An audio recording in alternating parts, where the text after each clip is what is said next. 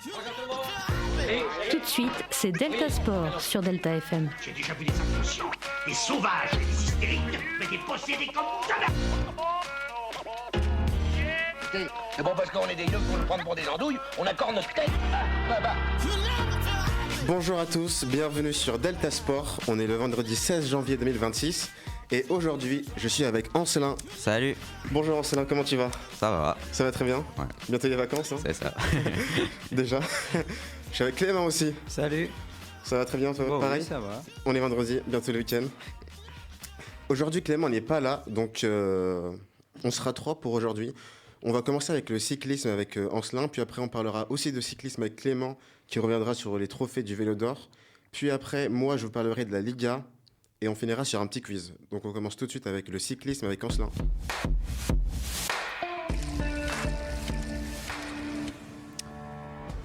On remonte au 7 décembre à Terra Blanc en Italie. Donc chez les hommes, c'est Michael Van der Honnout qui s'impose avec autorité. Chez les femmes, la victoire revient déjà à Lucinda Brand qui lance sa série. Une semaine plus tard, le 14 décembre, direction Namur, c'est le grand retour de Mathieu Van Der Poel et le néerlandais ne fait pas la demi-mesure. Il gagne pour sa rentrée comme si de rien n'était. Chez les femmes, Lucinda Brand double la mise et confirme sa forte étincelante. Du côté français, Amandine Fouquenet a pris la deuxième place. Le 20 décembre à Anvers, rebelote. Chez les hommes, Mathieu Van Der Poel s'offre une nouvelle démonstration. Et chez les femmes, Lucinda Brand décroche déjà sa 4e victoire de la saison. Le lendemain, le 21 décembre, on reste en Belgique. Donc chez les hommes, 3e manche, 3e victoire pour Van Der Poel, qui semble rouler sur un rail.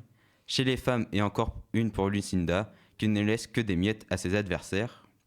Le 26 décembre, le cyclocross à Gavert, résultat identique aux manches précédentes, victoire de Van Der Poel et Brand.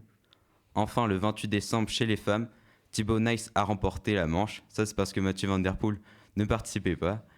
Chez les femmes, Lucinda Brand franchit la ligne en tête. Elle en est alors à 7 victoires sur 8 courses, une cadence folle digne de Van Der Poel lui-même. Et Amandine Fouquenet prend la 3e place. Vous allez me dire qu'est-ce qui se passe avec Wout van Aert, un des leaders du cyclocross. Mais il a bien repris sa saison, mais dès sa rentrée à Anvers, alors qu'il se battait pour le podium, une crevaison l'a stoppé net et l'a repoussé à la 7e place. Une semaine plus tard, même scénario, 2 crevaisons, dont une alors qu'il semblait en mesure de jouer la 2e place, l'ont relégué au 10e rang. Et même lorsqu'il n'est pas victime d'un incident mécanique comme à Termonde, il finit par craquer dans le final et doit se contenter de la 6e place. Et pourtant, le Belge ne lâche rien. Il l'a dit lui-même, ce sport est toujours aussi dur. J'ai souffert dès la première minute, mais il reste convaincu qu'il pourrait retrouver son niveau pour rivaliser. Voilà. Okay. Et enfin, le dimanche il y a 2 semaines, a eu lieu la 9e manche sur les 12. Donc on file tout de suite dans le sable de Zonhoven, où Van Der Poel s'est imposé pour sa 20e victoire d'affilée et prend la tête du général de la Coupe du Monde. Après 9 manches, Céline Del Carmen Albardo met fin à la série de Lucinda Brand. Donc voilà pour les manches de la Coupe du Monde. Donc classement pour le moment chez les femmes, donc c'est Lucinda Brand à 310 points. Ensuite Annick van Alphen à 228 points. Puis Amandine Fouquenet. Et chez les hommes, c'est Mathieu Van Der Poel avec 200 points. Puis Thibaut Nice à 190 points. Et enfin Michael Van der Honnout à 187 points. Donc pour les cyclocross hors manche de la Coupe du Monde de cyclocross, donc le 29 décembre, donc on a encore assisté à un véritable spectacle de Mathieu Van Der Poel. Donc le champion du monde a pris les commandes dès le départ et s'est envolé dans le sable pour signer une nouvelle victoire écrasante. Wout van Aert termine 2e, solide mais incapable de suivre le rythme infernal, et Nice Van de Poel complète le podium. Chez les femmes, Lucinda Brand s'impose avec autorité et confirme sa grande forme du moment. Donc le 1er janvier a eu lieu le cyclocross trophy. Donc Mathieu Van Der Poel continue sur sa lancée avec une nouvelle victoire, puis Emil Van String termine à la 2e place malgré une chute, et enfin Thibaut Nice a pris la 3e place. Après, maintenant, direction la Belgique, où a eu lieu Zilvermeercross à Mol, donc où s'est disputé sous une neige dense et un froid glacial. Mais rien n'a empêché de Mathieu Van Der Poel de poursuivre sa démonstration. Donc le champion du monde a d'abord pris les devants avant de chuter dans un virage. ce qui a permis à Wout van Aert de revenir à sa hauteur, ou alors où on a cru tenir le duel tant attendu jusqu'au début du 7e tour, où Wout van Aert est tombé lourdement, touché à la cheville, il a dû abandonner, mettant fin à sa saison de cyclocross. Donc devant Van Der Poel a maîtrisé les éléments et s'est imposé sans célébrer, frigorifié mais intouchable. Et chez les femmes, c'est un doublé néerlandais. Donc Céline Del Carmen Albardo s'impose devant Manon Bakker, la Belge Julie Brouwers pour la 3e place. Voilà, donc pour le cyclocross. Ok. Donc pour la route, donc elle reprendra demain en Australie, donc ce qui annonce le début de saison. Donc l'UCI a dévoilé la liste des labels World Team pour la période 2026 et 2028. Donc par rapport à 2025, donc Arkea, B&B Hotel et Intermarché et Wanty disparaissent, tandis que Lotto, qui accueille Intermarché en co-sponsor, NCN Cycling Team et UnoX sont promus. Donc en World Team, pour les licences hommes, donc il y aura Alpecin Première Tech, Bahrain Victorious, Decathlon CMA CGM, EF Education Easy Post, Groupama FDJ United, Ineos Grenadier, Lidl Trek, Lotto Intermarché, Movistar Team, NCN Cycling Team, la Red Bull Bora Hansgrohe, la Soudal Quickstep, la Jayco Alula, la Picnic Postenel, la Visma Lease Bike, UAE Team AD Emirates, UnoX Mobility et XDS Astana Team. Ouais, d'ailleurs, c'est fou parce que là, c'est des noms de sponsors, des noms des marques. C'est pas, par exemple, des noms par exemple, de clubs ou des noms inventés. Vous pensez que c'est bien, vous ou... Bon, oui, c'est ceux qui fournissent le budget. Ouais. Ouais, heureusement, sans eux, il n'y aurait pas de... Ouais, ok. D'ailleurs, on parle de la reprise. Donc, il y a une équipe, je trouvais ça original, qui a dévoilé son maillot. Donc, c'est avec 9 coureurs donc, sur une piste de décollage qu'on fait décoller un flatteur. Voilà. Ah ouais, ok. Ouais. Sur le maillot? Non, c'est pour le dévoiler en vidéo. La pub, ouais, ok. Voilà. Et donc, pour les femmes, donc il y aura la AG Insurance Soudal Team, la Canyon SRAM Zanda Crypto, la EF Education Loatli, FTJ United Suez, Phoenix Première Tech, Human Powered Health, la Lidl Trek, la Live Alula Jayco, la Movistar, la Picnic Postenel, la SD Works ProTime, la Visma Lease Bike, UAE Team ADQ et enfin la UnoX Mobility. Et je voulais aussi quand même revenir sur l'effectif de la FTJ United Suez, donc une équipe internationale dont le service course est basé dans le Poitou à Genet-Marigny. Donc à l'Arena Futuroscope le 29 novembre, l'équipe a donné le coup d'envoi de sa saison 2026. Donc pour introduire l'arrivée des filles, nous avons eu la chance d'avoir une démonstration de Alex Jumelin, champion de France de BMX et 4 fois champion du monde. Donc après une année 2025 exceptionnelle, conclue par le titre de meilleure équipe World Tour avec 23 victoires cumulées en 2025, la structure dirigée par Stéphane Delcourt mise sur la continuité. L'équipe comptera 16 coureuses cette saison avec 4 nouvelles recrues. En revanche, 6 coureuses quittent la formation, parmi lesquelles Nuna Bushman ou encore Eugénie Duval.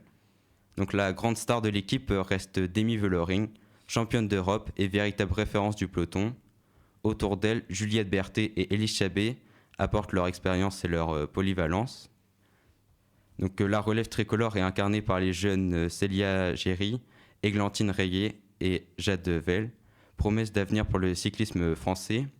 À leur côté, Evita Music, Marie Lenette, Vittoria Guasini, Amber Crack et Ali Wollaston enrichissent un collectif déjà riche et équilibré. Et les 4 nouvelles recrues, donc il y aura Sofia Bertizolo, Lorraine Discon, la Francisca Koch et Eva Van Act. Voilà. Ok, merci beaucoup Ancelin pour ce grand tour. On va passer au cyclisme encore avec Clément. Donc pour moi, je vais revenir sur les trophées du Vélo d'Or, le nouveau nom de la Coupe de France. Il y aura aussi une courte explication du parcours de la Vuelta et du Paris-Nice, ainsi que le championnat de France de cyclocross. Okay. Donc, pour les Vélos d'Or 2025, donc, ils ont été remis le 5 décembre à Paris. Donc, Tadej Pogačar et Pauline Ferrand-Prévot ont été récompensés comme meilleurs cyclistes sur route de l'année. Il y a aussi Kevin Vauquelin qui a reçu le Vélo d'Or pour le meilleur coureur français sur route. Okay, j'ai une question. Qui est-ce qui vote pour ça? Je sais pas, je vais pas. Il y avait le Ok. public. Ouais, Ouais, c'est public. C'est pas comme un peu pour Je le sais foot. pas, il y a ou, peut-être aussi quand même des médias. personnalités, Ouais, des ouais. personnalités. Ok. Donc pour le nouveau nom de la FDJ United Series, donc c'est le nouveau nom de la Coupe de France de cyclisme. Donc elle rassemble 15 grandes courses en France, donc comme par exemple le Grand Prix de Marseille, le Grand Prix de Nain, et il y a aussi 2 autres Grands Prix. Donc ce sera diffusé gratuitement à la télévision, donc sur la chaîne 19, donc pour toucher un public plus large. Donc pourquoi ils ont changé de nom? Donc c'est pour relancer la dynamique du cyclisme, renforcer la visibilité des courses d'un seul jour et moderniser l'image du cyclisme pro en France. Donc les courses d'un seul jour, c'est tout se fait. Il n'y a pas plusieurs étapes en gros. C'est Voilà, ça. c'est, en Ok. fait, ça rassemble 15 courses d'une journée. Ok. Donc pour les parcours qui ont été dévoilés, donc il y a la Vuelta, donc avec un départ à Monaco et une arrivée à Granada. Donc le parcours fera 3275 km avec plus de 58 000 mètres de dénivelé.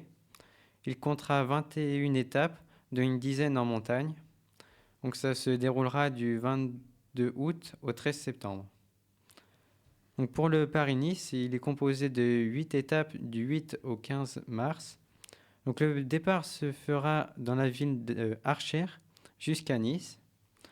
Et il y aura un contre-la-montre par équipe et 2 arrivées au sommet. Donc ces annonces promettent aux coureurs et aux fans de se projeter sur les grands rendez-vous de la saison. Donc je vais aussi revenir sur le championnat de France de cyclocross. Donc ça s'est déroulé le week-end dernier. Pour les élites hommes, c'est Joris Delbov qui s'est imposé en solitaire et a décroché son premier titre national à domicile. Et c'est Célia Guéry qui a remporté ce cyclocross aussi bien chez les femmes élites que dans sa catégorie U23. Et malgré le froid, le public était nombreux et l'ambiance très chaleureuse. Merci beaucoup, merci beaucoup Clément pour cette chronique. On va passer au football avec la Liga.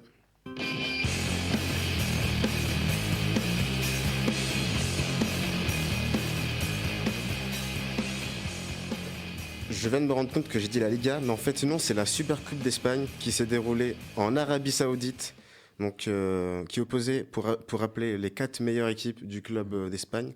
Donc c'était le Real Madrid, le FC Barcelone, l'Athletic Bilbao et l'Atlético de Madrid. Donc la première demi-finale qui a eu lieu le 7 janvier a opposé le FC Barcelone face à l'Atlético Bilbao. Et donc écrasante victoire du FC Barcelone 5-0. Une vraie démonstration de force de la part des Catalans. La seconde demi-finale qui a eu lieu le lendemain a opposé le Real Madrid à l'Atlético de Madrid. Donc le Real Madrid qui s'impose difficilement, mais qui s'impose 2-1 face à une grosse équipe de l'Atlético. Et donc la finale qui a eu lieu samedi, je crois, ou dimanche, je ne sais plus. Peut-être que vous avez vu, c'est possible, le résultat? Je sais plus. Non, ok. Eh bien, à votre avis, qui a gagné? Je sais pas. Vous savez pas non plus? Non. Eh bien, c'est le FC Barcelone qui s'est imposé 3-2 durant un match qui était vraiment très tendu, très, très rebondissant, avec beaucoup de rebondissements. Vraiment, pour vous dire, le Barça qui met le premier but vers la 30e minute. Et après, on a Vinicius, donc un joueur du Real, qui vraiment, il traverse le terrain, la moitié de terrain, pardon. Il dribble dans la surface et puis il met le but, impressionnant. Juste après, vraiment, 1 minute après, le Real perd la balle, je crois, et après ça fait but du Barça, donc 2-1. Et juste après encore, sur un corner, il y a 2-2, il y a une tête de Gonzalo Garcia. Il fait la tête, ça rebondit sur la barre, le défenseur, il tombe, la balle revient sur lui, il tire en tombant, et ça rentre, c'est n'importe quoi, franchement, 2-2. Et après, malheureusement, en deuxième mi-temps, le FC Barcelone qui met un but. Pareil, le but, il tire en tombant aussi. Et le défenseur, il compte la balle, donc le gardien se fait tromper et la balle part au côté opposé. Et donc voilà, le Barça qui s'impose et qui gagne pour la 2e fois d'affilée la Super Coupe d'Espagne. Malheureusement, cette défaite, moi en tant que supporter du Real, je suis triste, c'est dommage. Surtout qu'à la fin du match, il y avait 2 actions où le Real aurait pu mettre un but. Il y avait un moment donné où il y avait un joueur qui était vraiment au point de pénalty qui pouvait marquer, mais il fait une passe au gardien, c'est terrible. Et juste après, sur un corner, pareil, la balle, elle rebondit un peu partout. Puis à la fin, Mbappé, il prend la balle, il fait un petit centre. Le centre était vraiment parfait. Et le défenseur Raúl Asensio, qui fait une tête vraiment éclatée, franchement. C'est terrible. Et donc voilà, défaite. Le lendemain, je crois, on apprend que Xabi Alonso, l'entraîneur du Real Madrid, n'est plus l'entraîneur. Donc officiellement, c'est un accord mutuel. Officieusement, tout le monde pense qu'il s'est fait virer, honnêtement. Moi, je suis contre ce départ parce que je pensais vraiment que c'était un bon coach. Pour vous dire, l'année dernière, je crois qu'il gagne la Coupe d'Allemagne en faisant... Ou l'année d'avant, il gagne la Coupe d'Allemagne en faisant aucune défaite. Donc il est invaincu. Oui. Franchement, tout le monde le voulait, Xabi Alonso, mais il est venu au Real. Je me rappelle en mai, donc c'était il y a 6-7 mois. Tout le monde pensait que ça allait être incroyable. Même, c'est vrai que le début n'était pas parfait, mais franchement, je trouve qu'il fallait attendre, il fallait donner du temps. Surtout que les joueurs, ils n'étaient pas fous non plus. Donc voilà, Xabi Alonso qui n'est plus l'entraîneur. Lendemain, donc en 3 jours seulement, défaite, départ du coach. Le lendemain, nouveau coach. Donc c'est Alvaro Arbeloa, qui était donc entraîneur des jeunes. Et donc maintenant, il devient entraîneur de l'équipe première. Et on apprend donc 2 jours plus tard, donc je crois que c'était avant-hier, le Real a encore perdu. Cette fois-ci, il y a une Coupe d'Espagne. Donc il y a la Super Coupe d'Espagne qui confronte 4 équipes, donc elle est meilleure de la Liga. Et la Coupe d'Espagne, un peu comme la Coupe de France, où tu as plein d'équipes de premier niveau, mais aussi des équipes amateurs, des équipes de deuxième division. Et donc là, le Real qui perd 3-2, encore une fois, face à une équipe de deuxième division, le 17e. Donc admettons que la Ligue 1, vous avez le PSG qui est premier, on va dire. Le PSG qui perd contre une équipe de Ligue 2 qui est dans le bas du tableau. Donc quasiment en National 1. Oui. C'est terrible. C'est vraiment terrible, surtout que le but qu'on prend, c'est à la fin du match aussi. C'est n'importe quoi. 3-2. Et voilà. C'est vraiment terrible. Le Real qui perd. L'ambiance, elle n'est pas bonne.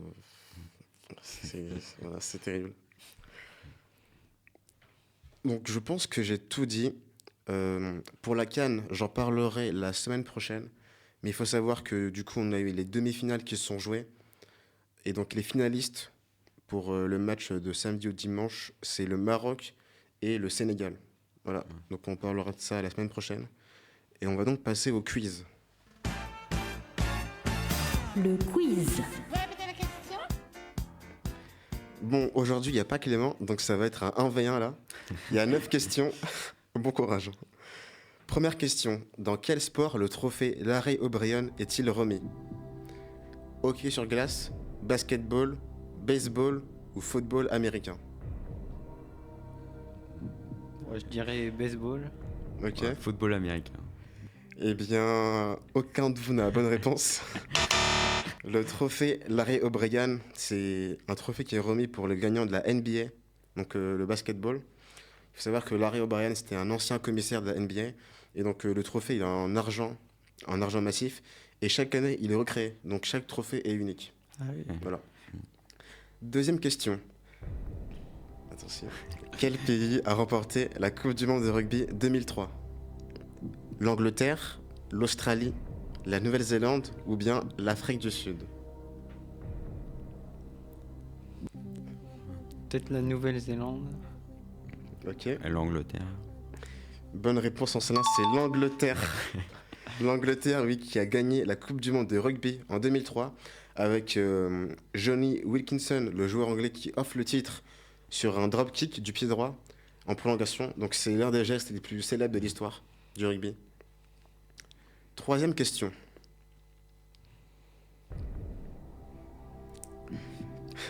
Qui détient le record du monde du 100 mètres masculin ? En vrai, vous pouvez répondre avant que je propose, mais Tyson Gay, Asafa Powell, Johan Blake ou bien Usain Bolt. Premier qui répond, hein, parce que là... Oh, Usain Bolt, hein. Ouais. Bah, Clément. C'est vrai que je l'ai pas dit, mais c'est aussi le premier qui répond. Donc bonne réponse Clément. Ce record de 9 minutes 58 en 2009 à Berlin. Voilà. Il tient toujours, personne l'a encore battu aujourd'hui. Et le pire, c'est qu'il a ralenti avant la ligne parce qu'il a un peu célébré avant. Je sais pas si vous vous rappelez. Ouais. Quatrième question. Quel club a remporté la Ligue des Champions 2012 de football? A. Chelsea ou bien le Bayern Munich, le FC Barcelone ou le Real Madrid? Je dirais le FC Barcelone. Ok. Peut-être le Real. Eh bien, aucun de vous n'a la bonne réponse. C'était Chelsea. Chelsea qui gagne cette finale chez le Bayern à Munich, du coup. Après une égalisation de Didier Drogba en fin de match et un tir au but décisif aussi de Drogba.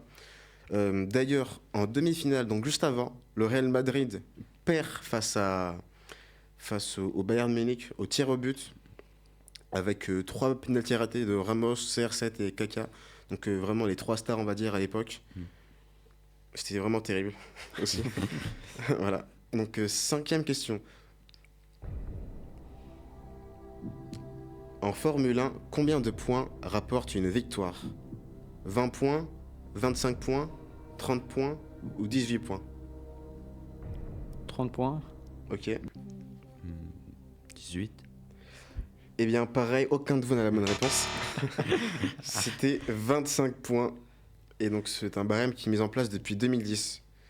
Donc là, actuellement, il y a un partout. Il reste 4 questions.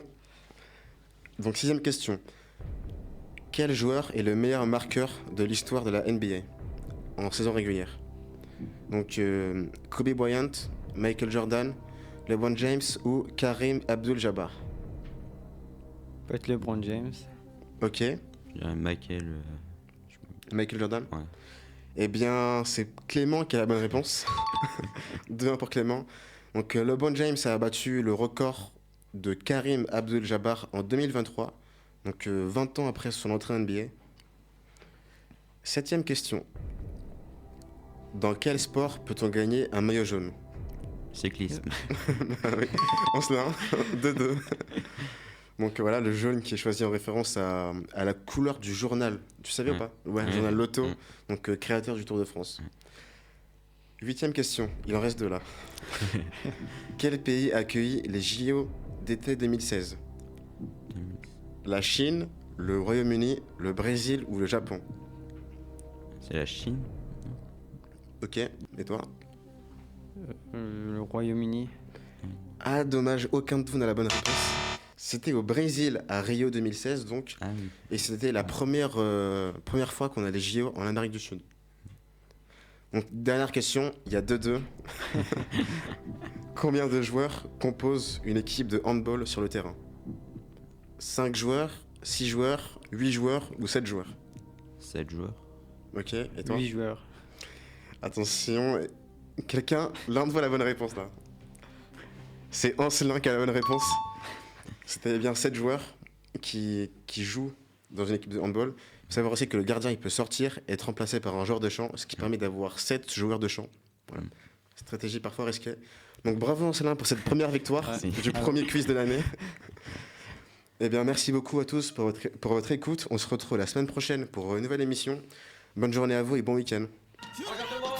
C'était Delta Sport, l'actu sportive sur Delta FM. J'ai vu des inconscients, des sauvages, des hystériques, mais des possédés comme jamais. C'est bon parce qu'on est des yeux pour nous prendre pour des andouilles, on accorde notre tête. Ah, bah.